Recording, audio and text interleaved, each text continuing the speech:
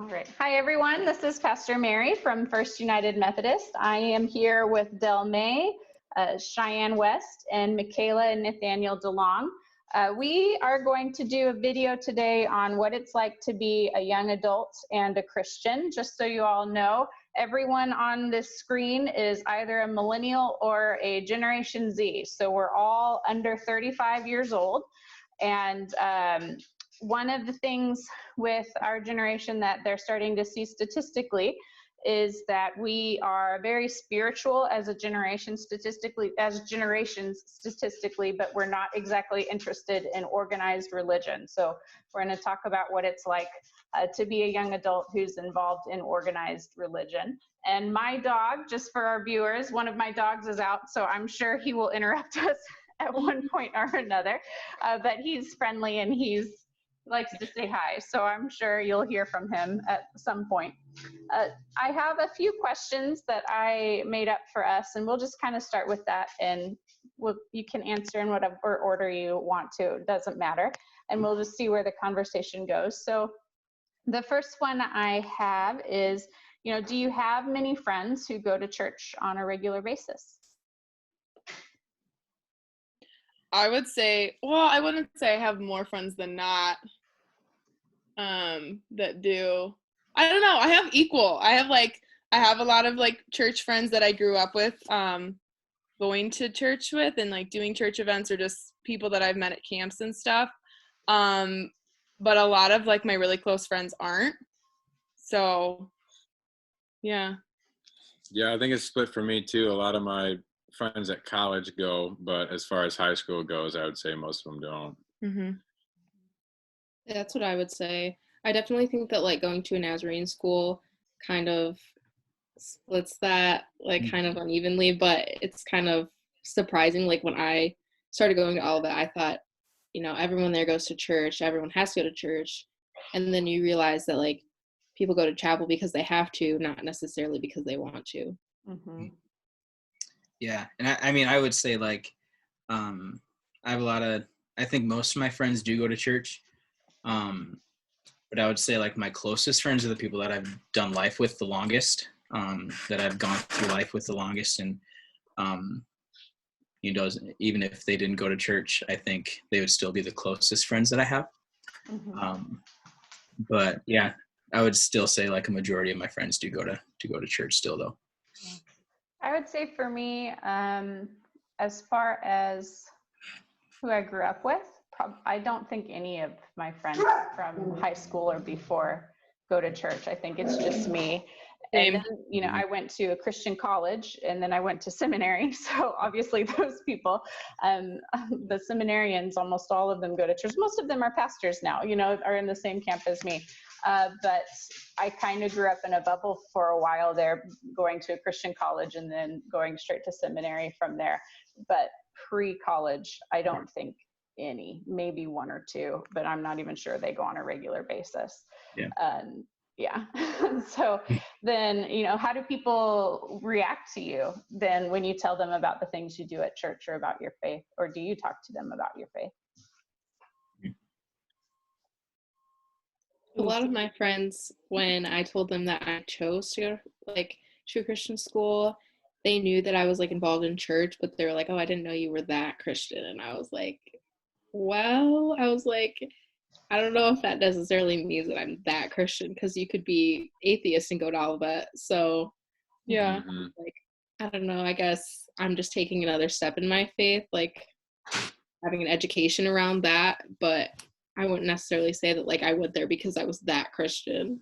Mm-hmm. Yeah, I also went to Olivet, just like Cheyenne.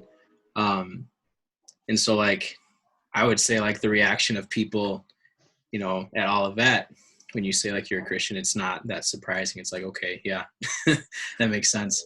But what I've also noticed is even my non-Christian, the people that don't believe in or accepted Jesus into their hearts, even when I do talk about it, they're not disrespectful. They're like, "Oh, you believe in something." It's not really, they don't take offense to that. They don't really make fun of me or give me weird looks about it. It's just kind of, I think everybody believes in something. And that's what I believe in. That's what I believe to be true. And Yeah, it's just kind of a mutual understanding. So Mhm. I feel like a lot of my friends, not a lot of them, but some of them, when I like told them I was going to a Christian university, and like I explained like some of the standards that meant. So like open dorm room, you can't have guys in your room after a certain time, like both feet on the floor, the door's open, yeah. and like alcohol and stuff like that. They were like, you can't do that. Oh my gosh, that's like part of my college experience. And they like didn't understand like the standards. But then at the same time, a lot of my friends do. I think more friends respect me for my values and my faith than they, like Del was saying, like it's like a mutual respect type thing. And a lot of my friends, like they do like to hear me talk about my faith, or like ask me questions, or like when they're going through a hard time kind of a thing. They don't always like change the way that they're living, you know, or take that as their own really, but I think they do like talking about it and asking me questions and things. So yeah, I would add on to that too. Like when people ask like how I'm doing and stuff, a lot of the times I'm going to say something that the Lord has been doing in my life, whether or not they believe it or not. And so I think like that's also part of like, I don't necessarily care if they care what I think. But yeah, I think that's definitely just kind of adding on to that, just another mutual, yeah, this is what I believe, this is how I view my life, and how I view my own growth and all that stuff. But Mhm. Yeah, I think for me, people get weirded out by me being a pastor. They don't know what to do with that, right? Yeah. Because when people think of pastors, they think of like old men. They don't think of a young woman. And up until very recently, I was a single young woman as a pastor, and a person with tattoos, or usually, you know, I've got crazy hair, and they don't really think of that. So most of the time, the reaction people get, it has more to do with me being a pastor than it has to do with me being a Christian. And so I think even as a young adult, that kind of makes my experience a little bit different than what most people have. Um, uh, was there ever a time that you didn't go to church? no. No. Our parents were, you are in church every Sunday, we are going to church. And I mean, there was like a time period when we were in college and we thought it was okay to be late. Well, we're still late, but Yeah, we're that hasn't changed. consistently arriving at church like as the worship opening is starting, whatever. But no, yeah, we've pretty much gone consistently like our whole lives. I guess in college there was like you know, there would be occasional Sundays where I was like, I'm tired, I need to sleep in. And I would like maybe, I mean, sometimes I would like online watch church or something, or just do my own thing, like read the Bible or something, or go to the practice rooms and worship. But most of the time I love to like church hop in college and just like go and just try different churches and see different people, meet different people. That was like one of my favorite things to do. So I was pretty consistently in church though, but I think being at a Christian college, you know, helped with that, encouraging me to do that. But I don't know. Yeah, I would say the same thing. I went every Sunday like we always did, but I found a good home church, and the pastor like reached out to us and would come to Judson every week and just have lunch with us and study things with us, which was super cool. That's like unheard of, but so he just kind of included us right away, and so I just went there all 4 years and loved it. I feel like in school, in like high school, I didn't necessarily go as much. I was really involved in the church, but I didn't necessarily go every Sunday. And part of that was because like I did work every other Sunday. So that was kind of like I would go one Sunday to church and work one Sunday. But like at school, like there's a large amount of churches around Olivet. So there was a lot to explore and look at and like meet different people and kind of see how worship was at this church versus this church. So I feel like I definitely went to church more while I was at school, not necessarily because of like being at a Christian school, but like just having like a larger town with more churches to explore, if that makes sense. Yeah. Mhm. Yeah, I also did a lot of church jumping, but I don't think I ever really found like a church, like a home church at college. And actually, towards the end of my college career, I ended up starting working at a church anyway. So I kind of had to go to church on Sundays. But no, I don't think I ever really found a home church, and not every Sunday I went to church either during college. Just because, yeah, wanted to sleep in, had stuff to do. I can do my own devotional today, whatever, and skip. But yeah, it just kind of was on a week-to-week basis for me. Yeah, I can't think of a time that I didn't attend church either. I had a period of time when I was struggling with my faith, but I still attended mainly because that was just what I did, right? That's the way I grew up. And that was the habit that I had formed. And so I continued to go even though I was struggling with what I believed. And I did a lot of church hopping at that time. I was not United Methodist yet. And so I was just kind of exploring what different types of Christianity were out there and how people preached and practiced their faith differently, trying to find where I belonged. With that said, have you ever struggled with what you believed?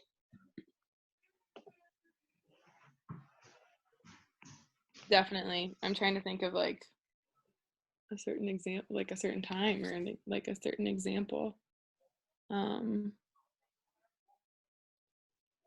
think like more so maybe when I was younger, typical like middle school angsty child, or like high school, like just kind of figuring out who I was. And but I think like as I've grown older, just like seeing, like looking back and seeing things that God has done and like thinking like, okay, there's no way that was a coincidence. And like seeing things that he's gotten me through has helped build that up. But yeah, definitely when I was younger, there was times when I was like, is there really a God up there?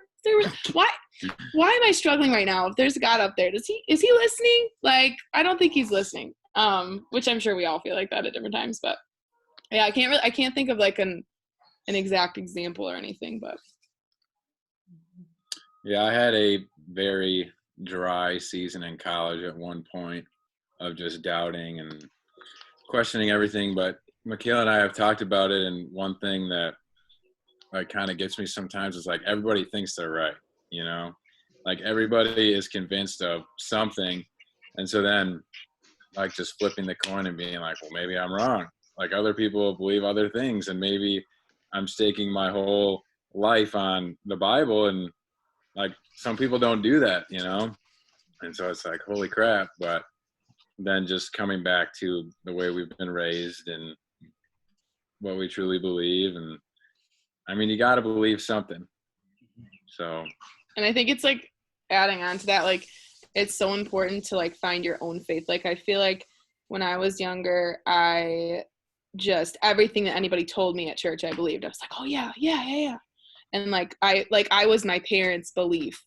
And like that's not necessarily bad, but I feel like in college I was able to like wrestle with it and like go through my own stuff and like figure out my faith, aside from them. And like I have not figured everything out. I still have a lot of wrestling with God to do, but just like finding that separated from your parents and like who's been teaching you your whole life, like, and just like experiencing God for yourself in your own life.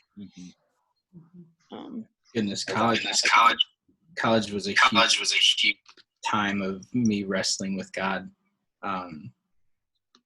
And Nathaniel and Michaela have definitely heard the brunt of it and really kind of put me on their shoulders through a lot of it. But many, many times just like questioning, not that God exists, but like God's goodness, God's characteristics, the idea of freedom and what freedom actually is. And oh my gosh, so many times I thought I could just like walk away and just be like, yeah, this Christianity thing is not for me. I'm done. I'm cool. I'll do my own thing. And end up getting turned around and back in God's arms again and feeling like an idiot. There's definitely still things that God and I are still trying to work out. I wouldn't say like I'm completely set in stone and everything that I believe is always going to be that way. I'm not comfortable with everything that I believe yet, and I think that's okay. I think wrestling with who God is, and what truth is, I think that's all a part of, figuring out your salvation. And so I'm thankful for it, even though it's kind of crummy in some points. I think one thing that like I wrestled with mainly in high school and like going into college was the fact that I was like, do I want to be Methodist? I'm just saying that I want to be Methodist because that's how my family was and that's like the pathway that my family chose? Or do I want to be Nazarene? Or do I want to be Baptist? And I was kind of, you're never going to find a religion that you completely 100% agree with, but you're never going to find one. You shouldn't be in one that you absolutely hate. So I think that's one of the things that I was kind of wrestling with when I was making that transition into college. Yeah, finding a home is important. So for me, interestingly enough, I think people get surprised to hear pastors say this, but faith actually doesn't come easily for me, and it never has. It's a thing that I wrestle with all the time, and I get frustrated with because sometimes I'll preach a sermon. And we have a monster on the screen. I don't know if you guys heard that, but there's some scary feedback coming. Yes. And so sometimes I'll preach sermons that I think, I struggle with, why am I saying these things that I'm struggling to believe for myself? And part of the thing that I love about Wesleyan traditions, which two of us are United Methodist and Dell works for a Nazarene church, and that's also a Wesleyan tradition, is there's this concept of sanctification. And the founder, John Wesley, struggling with doubt was a huge part of his faith story. And so in those traditions, the concept of doubt and the concept of struggling with your faith and fighting for your faith are part of the sanctification process. It's part of what makes us holy. And so there's room for that. And that's why I found a home in Methodism. I wasn't raised in that tradition, but that's one of the components of Methodism that was beautiful to me, is this idea that that faith is not just about what I do and don't believe and not just about how I live my life, but it's also about God's faithfulness to me in my humanness. And that God will work through those things that I struggle through because God is faithful no matter what I'm dealing with, no matter how I'm feeling. And that has been, for me, a really freeing concept. It's not a concept I was familiar with before I came to Methodism, and it's a concept that has made me a better Christian. It's made me a better pastor and made me more accepting of myself and how I understand and relate to God. Sorry, I'm looking at my list of questions. So in this group, I'm the only one who's married, and I will say I met my husband online. And so my next question is it hard to make friends or to date? Yes.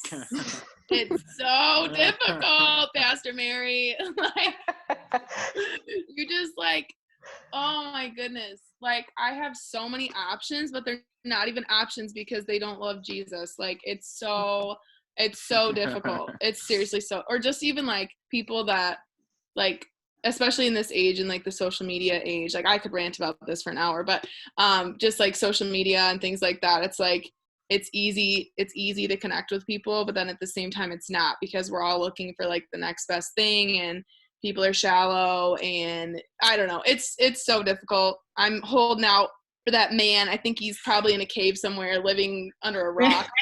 I'll find him at some point. Michaela seems pretty passionate about this topic. No, Yeah, somebody take else. point, McGeeks. No. Somebody else give their input, but it is hard, is what I'm saying. Yeah, I think even going back to what I said earlier, I think it's weird because like I consider myself an introvert, very much so. Like I need to be alone. Actually, I've been in my room this whole day, so. But people have said like I'm really good with people. I'm really good at just connecting with people, and I'm thankful for that. But even what I said earlier, I think making friends. Yeah, I think I make a lot of friends, but what really kind of comes down to for me is like, is this somebody that I'm gonna share life with, as a friend or as a whatever, a partner? And that's not always the case. But I mean, I would say I'm a pretty friendly person. But just whether or not they're like, hey, let's do life together, let's hang out all the time, and that's not always the case. But you know. Or they leave you on red on Snapchat and they don't. True. Even when the conversation was going so well. It Yes. just Snapchat. Seriously. I hate Snapchat. I really do. I should delete it. Read receipts are the worst. They're the heartbreakers of today. Sorry, I read your Do message. people date on Snapchat? I've never heard of that. Snapchat? Yeah, like they leave you on Really? red, you know? Yeah, and I No, think I've the never other, heard of that. I'm finding so much about Snapchat too. I'm just like, because like I used to do a lot of Snapchat and then I got rid of it, and now I just kind of got it in the past few months. And like apparently the thing now is just like to send like a corner of your face Yep. Like to that somebody, and yeah, just like Mhm. that. And conversation. then like they either like put the word streaks because they don't want to lose their snap Mhm. streak I with hate you, that. and it's like they don't actually want to talk to you, they just want to make sure that number's still going up every day. Oh, it drives me nuts. I hate it. I don't respond to those. Nope. No streaking. No streaking, please. So annoying. Oh gosh. Yeah, I don't like I don't think finding friends is necessarily very hard in that community, but I've never dated anyone ever. So I know I'm like almost 20, but I don't know. It's not that I'm not like ready for that, but I've just never found that. So it's kind of hard for me to like give advice on that sort of thing, like even to my friends. Yeah. So I don't know. Yeah, but that's definitely like a huge category for me in that aspect of it. So I feel like that could also be why I'm 20 and never dated anyone before. So, But But that's that's okay. okay. That's so Yeah. good. Love is Okay. patient. Love is Yeah. patient. Okay, Yep. listen. I am 25. I'm 25 now. Yeah, that's And crazy. I had my first boyfriend, my first like real boyfriend, like not like middle school relationships, you know. I had my first like real boyfriend my senior year of college, like because he was the first guy that I actually like knew loved God, and I was like, okay, like I could see this working. Like I'm not just trying to date just like for like a little fling, ha ha ha. Like I'm trying to like dating with the purpose of like spending my life with someone. So girl, you are Yeah. fine. You are There's totally no fine. shame in that. I like serial dated from 17 to 21 and then realized that I was making terrible decisions just because I wanted to be in relationship. And I stopped dating. I didn't date for 5 years. In fact, from 21 until I met Andrew at 26, I didn't go on a single date, and I was better for it, honestly. So there is no shame in not dating. No. I would also say part of the reason I met Andrew online is because in my experience, so non-Christian guys were not interested in me because I wouldn't, have sex with them, right? And then Christian guys weren't interested in me because in my experience, the Christian world, and it may have just been the college that I went to, was still very like gender oriented. And so, you know what I mean? Like gender role oriented. And so,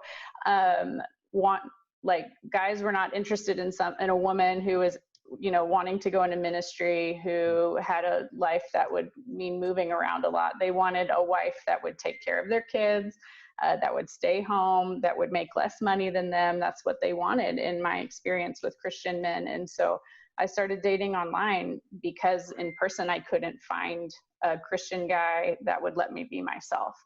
And so that's how I met Andrew. And he was living in Georgia at the time, so it was a long distance relationship for a long time. So yeah, be patient, because there's no shame in that.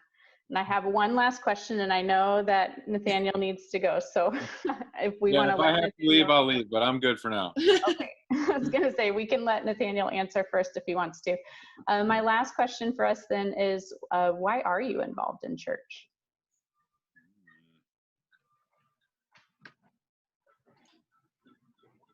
I think, well, I don't think, but like the hope that being a Christian brings, the hope of believing in Jesus and what he did for us and believing in God, like, I guess that's more of like why I believe, but like, staying in, you know, going to church and things helps to grow your faith and challenges you in that way. And yeah, just having hope in God. Like, I don't know how people deal with life and, you know, finding a purpose in life if there's nothing after this. I don't know. So that's kind of like my view on it. But yeah, I would agree with that. And I would also say we have both read through the book Don't Waste Your Life by John Piper recently. So good. Super good. Highly recommend. But that's kind of the way that I would word it. Like, I don't want to waste my life. I could do what I want with it and then just die at 70, 80. I don't know. Maybe I'll die tomorrow. I have no idea. Or I could use it like for God and to bring as many people to heaven as possible, and like to leave an actual legacy of something that's actually going to last beyond my lifetime.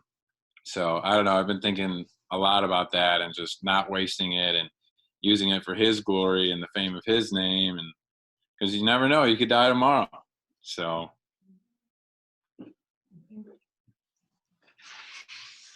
I don't know.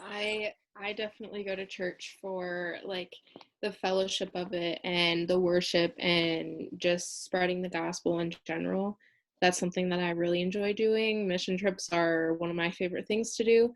So just kind of having that opportunity through church, I don't necessarily know that I would have found that if I didn't go to church. And especially if I wasn't a Christian, I never would have found that. So I feel like that's really important. And yeah, kind of like what they said, like having, you know, knowing that your life it means that you're spreading the gospel, you're helping others know him, and just knowing that there's something after that you're working towards. Mm-hmm. Yeah. I'd say for me, a lot of it has to do with how I understand we're asked to practice our faith. So, you know, you can be a Christian without being involved in church. I do think that that's possible. Not all Christians believe that, but I do. However, I think Christ was very clear that we're meant to be part of a body. And so being fully engaged in our faith means being part of a worshiping community with all of its ups and downs and wonderful parts and frustrating parts. And, you know, sometimes there's conflict and hardship, and sometimes there's wonderful, beautiful grace that's involved in that. But that's what faith is. You know, it's not just me and my Bible and Jesus. It's also all of, you know, our neighbors and our family members and our community members and our chosen family through our community that we're called to live and accountably to as well. Yeah, I would say like I'm involved with the church because I mean it helps me figure out my faith. Like people challenge me, people keep pushing me forward. I help people push forward as well, and I think everybody has. Oh, we lost Cheyenne. But I think getting involved with the church is just so essential, so important. Even either as, hey, welcome back, whether that be as a um, as a pastor, as a worship leader, whatever it may be, or if it's, serving coffee, greeting people at the door. I read a book. Yes. I read a book a while ago, and it had this really cool image of like the body of Christ as like a stained glass window, and each person in the body of Christ is a little piece of glass, differently shaped, differently colored, and yet so essential, because without them the picture would have been incomplete. And so I think each of us, like, we're a unique part of that big picture, and God needs us. God wants to use us for his mission, and along the way we get to enjoy life, like you said, Pastor Mary, enjoy life together, figure out stuff together, and just enjoy life. So one thing that I wanted to share, you totally brought this, I just remembered this. So while we were on my mission trip, we were in the Everglades in the like research center, whatever you want to call it. And I don't know if you can see this. This was on the wall. Mm-hmm. And so basically the bottom line represents, the top line is like us where we are now, and then the bottom line is where we go after we pass away. And then the middle is everything that we choose to do. So like whether we choose to follow God or whether we choose to cut that line short and not have a relationship with him. And I just thought that was super cool. So I just Wait, can you show it again? I want to see it again. I have there's like a whole description. Yeah. That's super cool. I love There's that. a whole description on the wall, and it was really cool. That's And, really cool. yeah. That's super neat. Mm-hmm. Yeah. So, does anyone have, maybe a last word of encouragement for the other young adults or teens who might be watching this video? Or older folks too, who are worried about their young adults and teens, maybe.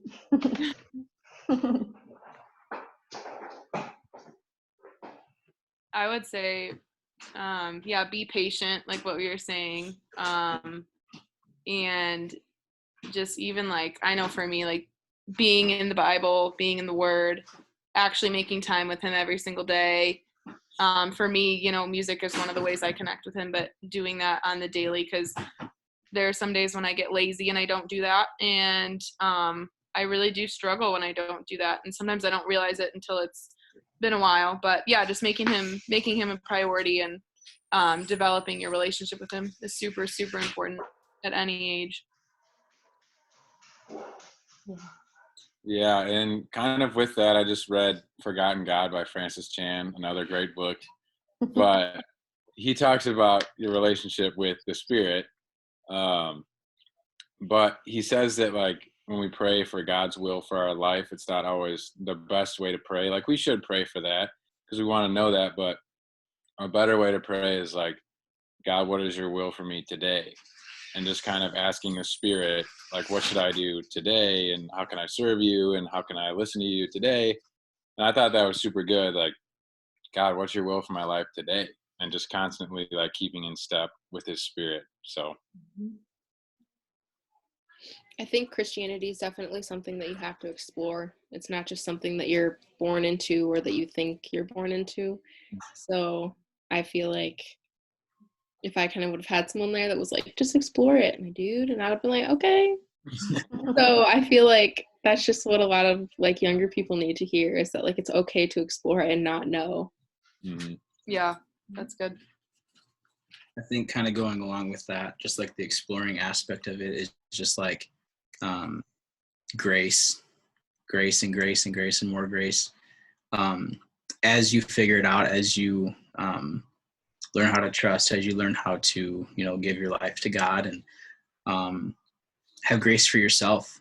I think even just nowadays, there's this underlying thing that's telling you, you have to have it all figured out now. And if you don't, then you're doing something wrong. But I think there's beauty in that process of figuring it out, that God really wants you to pay attention to. And if you don't pay attention to it and you don't give yourself grace in that moment, or give your kid grace, if you're an older person with kids, giving your kids grace with that as well. I think it's just super important. And just that's also something I'm trying to teach myself, is stop beating myself up for not having things figured out, not getting things all lined up, ducks in a row and all that. But Yeah, I would say, faith is a practice, and just like everything else that needs to be practiced, you practice your music, you practice your sports that you love, you practice your hobbies, you practice at your job, right? It requires discipline and perseverance and time. You have to give your time to it. You have to give your discipline to it. You have to give your love to it, and keep pressing forward, because God is walking through it with you and isn't asking you to do this by yourself. God is with you. The community is with you, and keep trying and keep practicing. Thank you, everyone. I'm going to let you go, and I enjoyed this talk. So thanks for joining me. And I hope all of you have a wonderful Holy Saturday and a wonderful Easter Sunday. Bye-bye. see you later. Thank you. Thank you.